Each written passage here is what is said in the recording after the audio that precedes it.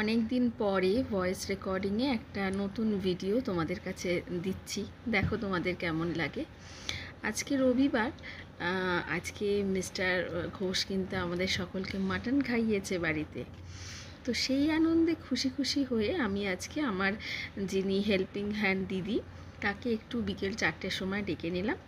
ডেকে মোটামুটি কাজকর্ম একটু সে করে দিয়ে 5টার সময় যখন চলে গেল, আমরাও তিনজনে মোটামুটি 6:45টার মধ্যে রেডি হয়ে চলে এলাম টোল ট্যাক্সের কাছে।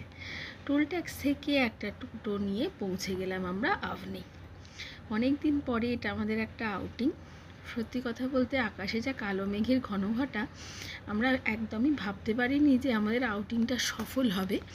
কিন্তু তবুও সব কিছুর মাঝখানে মিস্টার ঘোষও এক কথাতেই হ্যাঁ বলে দিল, কারণ আমরা কোনোভাবেই বাইকে যাবার বায়নাটা করিনি। তো যাই হোক, আজকে শাড়ি পরেছিলাম, ওয়েস্টার্ন আউটফিট বা ইন্ডিয়ান আউটফিট তো মানে কুর্তি টুর্তি তো অন্যদিন পরা হয়। তো আজকে রিদ্ধি পরেছিল একটা টি শার্ট আর তার সঙ্গে যেরকম ট্রাউজার হয়। মিস্টার ঘোষ তো অ্যাজ ইউজুয়াল, ওনাকে বলে তো কোনো লাভ নেই। আমি একটা শাড়ি পরেছিলাম। ঢুকতেই দেখলাম প্যান্টালুন্সের এখানে এই টম অ্যান্ড জেরির এই কার্টুনটা চলছে, দেখে তো রিদ্ধির একদম মন খুশ হয়ে গেল।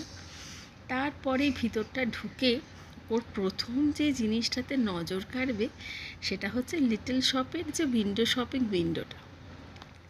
সেখানে যে নানান রকমের নানান কালারের যে রকমারি পুতুলগুলোকে সাজানো থাকে, সেটা একটা অ্যানিম্যাল হোক বা সেটা একটা ডল হোক বা সেটা একটা হিউম্যান বিইংস হোক, যাই হোক সেখানে রিদ্ধির চোখটা আটকাবেই আটকাবে। যাই হোক, অনেক দিন পরে শুধু মল নয়, হয়তো একটু ঘোরার জায়গা পেয়েও খুব খুশি।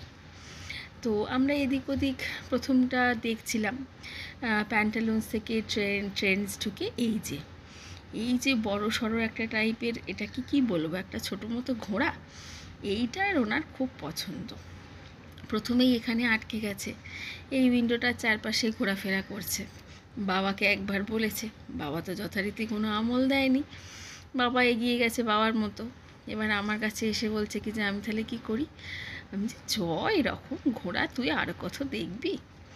এসক্যালেটর করে চলে গেলাম ওপরের মোটামুটি ফ্লোরগুলোতে একটা করে রাউন্ড দিয়ে প্রথমে ভেবেছিলাম এই মার্কেট 99টায় একবার ঢুকবো, কিন্তু এত রকম ভিড় ছিল ভিতরে, আর যেহেতু বেশিরভাগই লেডিসদের ভিড়, তো মিস্টার ঘোষ একেবারেই ঢুকতে চাইলো না।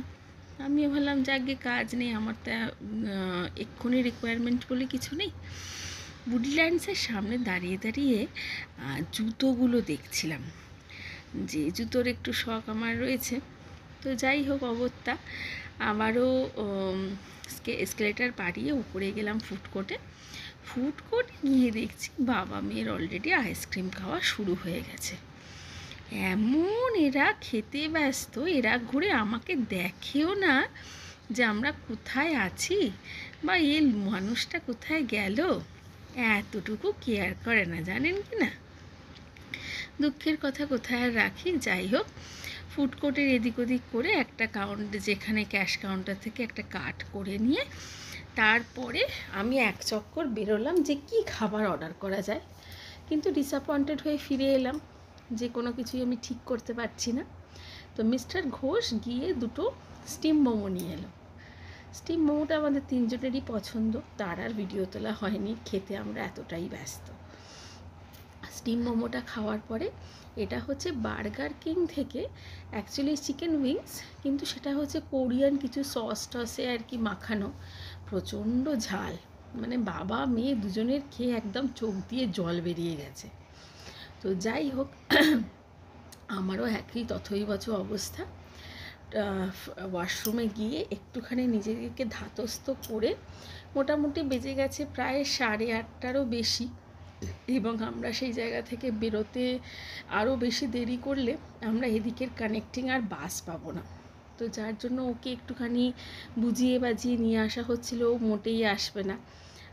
সামনাসামনি একটা প্লে জোন রয়েছে, প্লে জোনে যখন ও প্রথম এসেছিল মলে, তখনই ওকে বলা হয়েছিল তুই একবার খেলে নে, কিন্তু তখন ও আর কি অন্য কিছুর নেশায় হয়তো আর খেলতে চায়নি। এবার যথারীতি এখন ওর বাবা বলছে প্লে জোনে এখন ঢুকলে তো অনেক দেরি হয়ে যাবে, তো কোনো মতেই তোর বাবা প্লে জোনে ওকে ঢোকাবে না। আর সেই লিটল শপের সামনে ও এদিক আর ওদিক করছে।